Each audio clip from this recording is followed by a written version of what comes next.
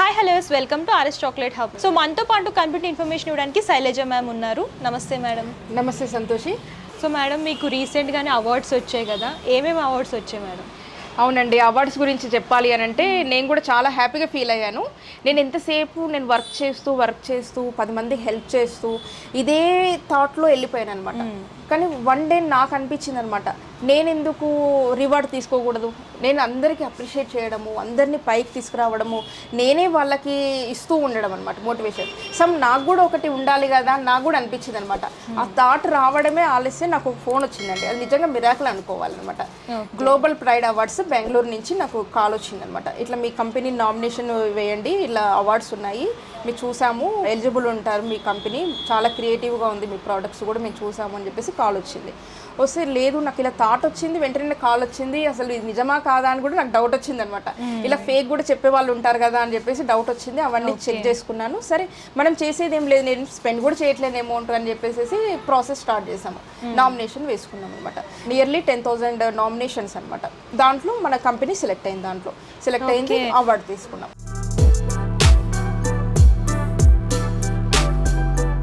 Next month 2024 global pride award winner అనమాట.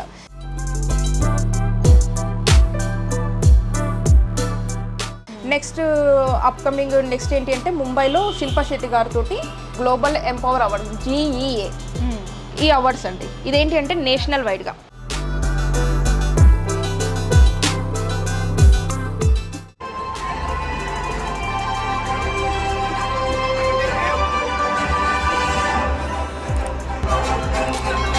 Pushpin Moya will be had the most trusted interior designer in. We have Vishal Mushkadam MD Twilight Technology.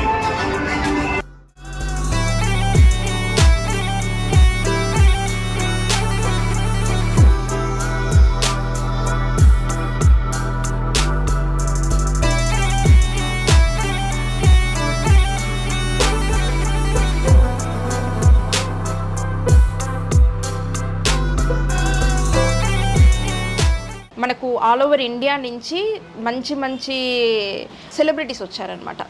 TV acting ఫీల్డ్లో ఉన్న వాళ్ళు ఉన్నారు, business entrepreneurs ఉన్నారు, ఇంకా for example cameramens ఉంటారు, okay, వాళ్ళకు ఉంటాయి, మేకప్ ఆర్టిస్టులు ఉంటాయి, వాళ్ళకు ఉంటాయి, మంచి సింగర్స్ ఉంటారు, వాళ్ళకు ఉంటాయి. అలా పాపులర్ వాళ్ళండి, పాపులర్ అన్ని ఫీల్డ్స్ నుంచి ఉన్నారనమాట. ఇది award presented by Shilpa Shetty గారు అనమాట. అది నాకు నామినేషన్ వేయడం జరిగింది. దాంట్లో 60,000 నామినేషన్స్, 60,000 నామినేషన్లో 60 అవార్డ్స్ అనమాట. దాంట్లో మన కంపెనీ విన్ అయిందనమాట. అది చాలా వండర్ అనిపించింది. ఆల్రెడీ అప్పటికి మనం అవార్డు తీసుకున్నాం కాబట్టి అది కూడా ఒక బెనిఫిట్ అయిందనమాట. అది తీసుకున్నాక అసలు అది మంచి ఎక్స్పీరియన్స్ అండి. నా లైఫ్లో అవార్డు అనేది చాలా మంచి ఎక్స్పీరియన్స్. ఎందుకు అని అంటే నేను ఎంతసేపు కష్టపడుతున్నాను, కాకపోతే నాకు ఇంత పెద్ద అవార్డు తీసుకునేంత ఎలిజిబిలిటీ నాకు ఉందా, అసలు నాకు ఇంత ఉందా అనేది నేను అనలైజ్ చేసుకుంటే చాలా హ్యాపీగా అనిపించింది. మీ కష్టానికి తగ్గ ప్రతిఫలం, చాలా ప్రతిఫలము. యాక్చువల్గా నేను అక్కడికి ఈవెంట్కి వెళ్ళిన తర్వాత హోటల్ సహారా స్టార్లో అనమాట ముంబైలో వెళ్ళాక నేను చూసి అసలు చాలా హ్యాపీగా అనిపించింది అనమాట. అంటే నన్ను గుర్తుపట్టే వాళ్ళు కూడా ఉన్నారా అనిపించింది అనమాట. అక్కడ మన కస్టమర్ ఉన్నారనమాట. She from one Hindi serial actress అనమాట, సీరియల్లో యాక్ట్రెస్ అనమాట. తను గుర్తుపట్టింది నన్ను. అరే అదేంటి ఇలా కూడా ఉంటుంది అంటే నేను ఇంత రీచ్ అయ్యానా అనిపించింది అనమాట. నార్తలో నేను బాగా రీచ్ అయ్యానండి, అదొకటి. ఇంకా మనము చాలామందిని మనము అక్కడ చూడడం జరిగింది అనమాట, మాట్లాడడం జరిగింది. మంచి బిజినెస్ ఉమెన్స్ ఎంటర్ప్రెన్యూర్స్ చాలామందిని మీట్ కావడం జరిగింది అనమాట. అప్పుడు నాకు అర్థమైంది అనమాట, ఓకే మనకంటూ ఒక లెవెల్ ఉందనమాట. అయితే ఇన్ని రోజుల నుంచి నేను లోపల ఉన్నాను అనమాట. అంటే నేను ఎంతసేపు అండర్ గ్రౌండ్లో ఉండి వర్క్ చేస్తున్నాను, బయట ప్రపంచానికి రాలేదనమాట. ఎస్పెషల్లీ తెలుగు పీపుల్కి అనమాట. తెలుగు పీపుల్కి నేను రీచ్ కాలేదండి, నిజంగా చెప్తున్నాను కదా. ఎంతసేపు నార్త్ ఇండియన్స్ వాళ్ళకే ఫోకస్ అనమాట. ఎందుకంటే వాళ్ళు ఆల్రెడీ ఎస్టాబ్లిష్డ్, వాళ్ళకు ఒక సిస్టమ్ ఉంటుంది. దివాళీ ఉంది, దివాళీ గిఫ్టింగ్ ఇవ్వడం అనేది వాళ్ళ బిజినెస్ లెక్క ఉంటాయండి. వాళ్ళ అక్కడ స్వీట్స్ చాక్లెట్స్ ఇస్తూ ఉంటారు కాబట్టి, స్వీట్స్ అనుకోండి అవి దానికి ఒక షెల్ఫ్ లైఫ్ ఉంటుంది, 1 వీక్లో పాడైపోతాయి, ఫ్రిడ్జ్లో పెట్టినా కానీ గట్టిగా అయిపోతాయి. ఈ చాక్లెట్ 6 మంత్స్ ఉంటుంది. ఇదొక బెనిఫిట్.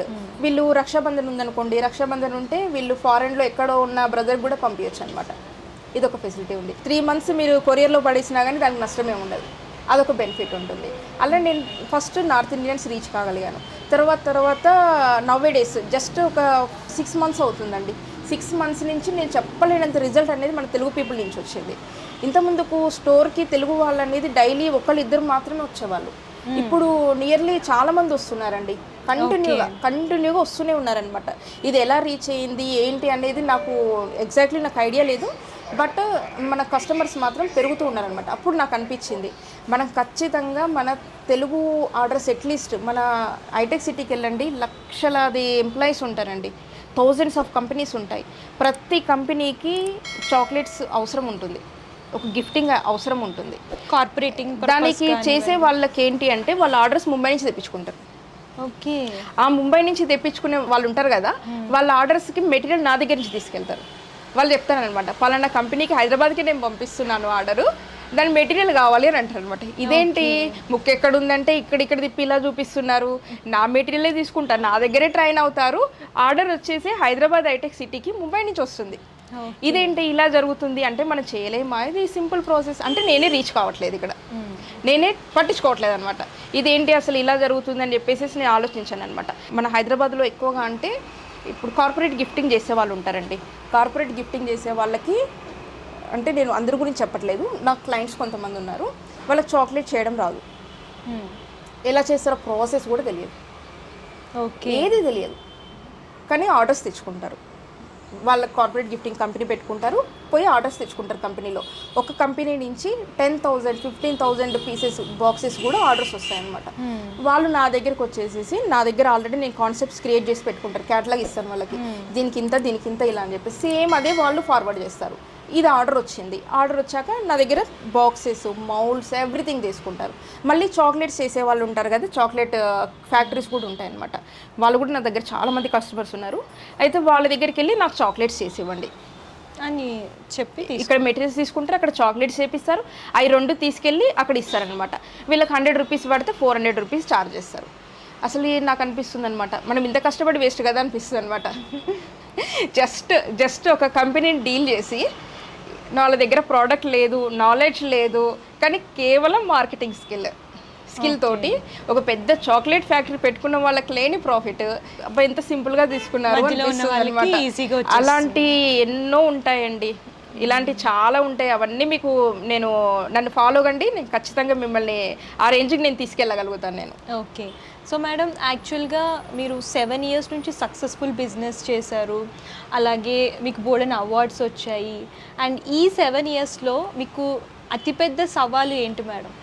అతి పెద్ద సవాల్ ఏంటి అని అంటే, ఇది నాకు చాలా హార్డ్ అంటే నేను సిచ్యువేషన్ ఫేస్ చేసిందండి.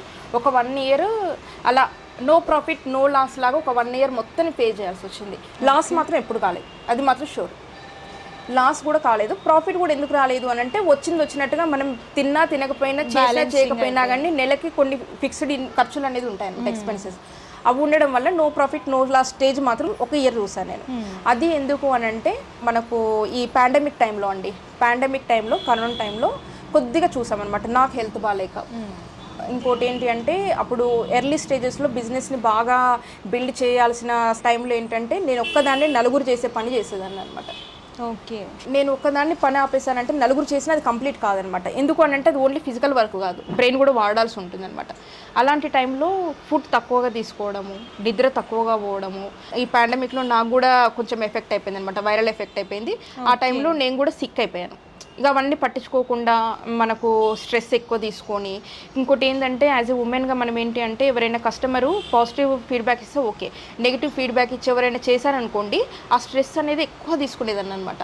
నేనేంటి అంటే ఈ రోజు వరకు కూడా నా రూపాయి అనేది వేరే వాళ్ళ దగ్గర ఉండడమే, కస్టమర్ దగ్గర ఉండడమే తప్ప కస్టమర్ రూపాయి అనేది నా దగ్గర ఏ రోజు లేదనమాట. అది మాత్రం నేను మెయింటైన్ చేస్తాను.